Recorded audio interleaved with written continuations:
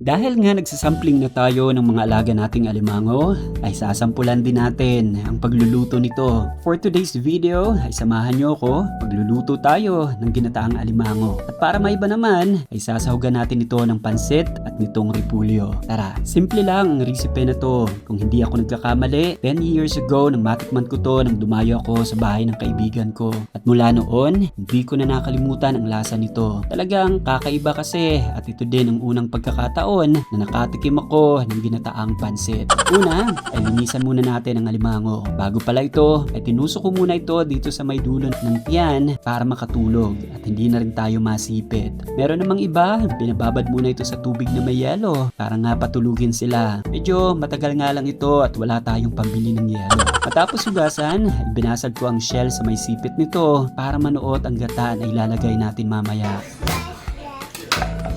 Tinanggal ko na din ang talukap, saka ito hinati sa gitna.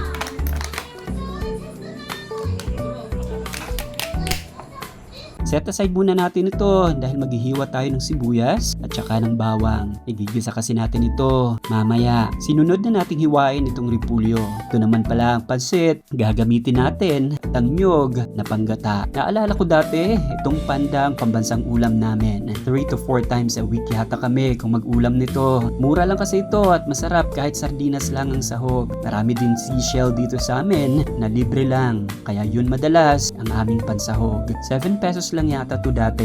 Pero ngayon, 14 pesos ko na to nabili. Sadyang napakataas na talaga ng mga presyo ng bilihin ngayon. Anyway, pinayod ko na ang nyog sa kinuha ang unang piga. Pangalawang gata naman ay sasabaw natin para lutuin muna ang alimango. Mamaya, tinisa ko pala muna ito para magkaroon ng aroma. Saka natin lalagyan itong tigpipisong paminta. Ewan ko ba pero mas gusto kong gamitin itong tigpipisong paminta. Kahit nga sa grocery, ito talaga ang hinahanap ko. Mas mabilis kasi tansyahin ang dami pag nakatigpipiso sila. Tapos, dagdag thrill din pag nailagay mo na ang paminta at ang staple wire na ginamit ay hindi mo na makita. Sabaw na natin itong pangalawang pigya ng gata. Saka hayaan itong kumulo ng 15 minuto. Saka natin ilagay ang pangmalakasang panda. Sunod na rin natin itong sili at ang repulyo. Makalipas lang ang ilang minuto ay ilagay na natin itong pinakagata. Kunting hintay pa ay eto na ang resulta. Napakasarap na ginataang alimango at nagmumukhang toppings naman